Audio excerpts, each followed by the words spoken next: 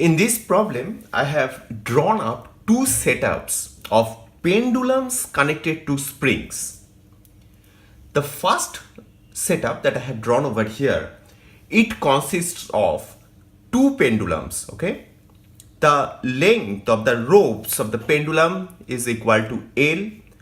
The mass of the objects which are hanging at the end are equal to M. So both the pendulums have length of L and masses of M. Of course, the rope is massless.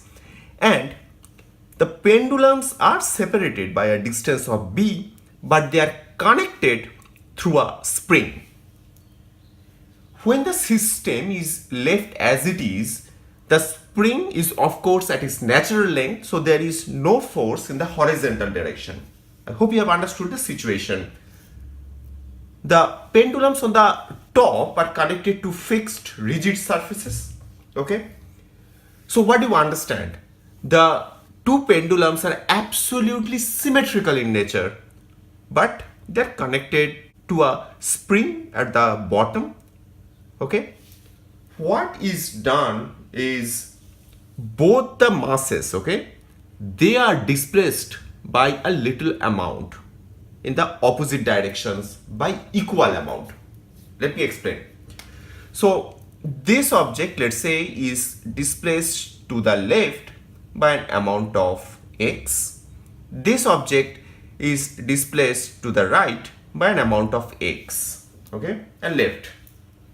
So what you have to do is you have to first analyze whether this entire system would undertake SHM after this displacement or this disturbance given. If they follow SHM, you have to find out, of course, what is omega, what is T, what is F. So we would be solving this particular setup in the follow-up video, but please try the problem out yourself. We would be using both the energy and the force method to analyze this setup, okay? On the other hand, the right hand setup that I have drawn is a little different in the sense that this particular pendulum is not there.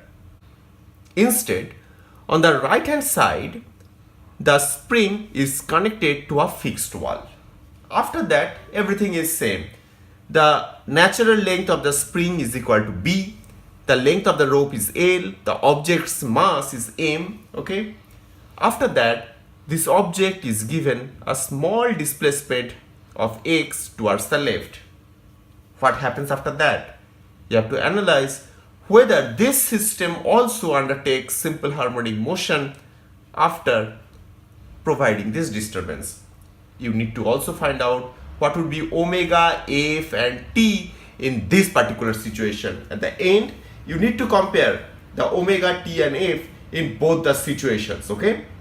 Just to remind you once again, for this first setup, the pendulums are given disturbances in the opposite direction, okay? So this particular object is initially pulled, let's say, towards the left, and this particular object is pulled towards the right. So they're in the opposite direction. Can you tell me what would be the phase difference between the motions of these two objects? Think about it, okay? We would be solving this particular problem in the follow-up video, okay? Subsequently, we will be solving this particular problem. So let's jump into the follow-up video for a discussion on the first setup. Thank you.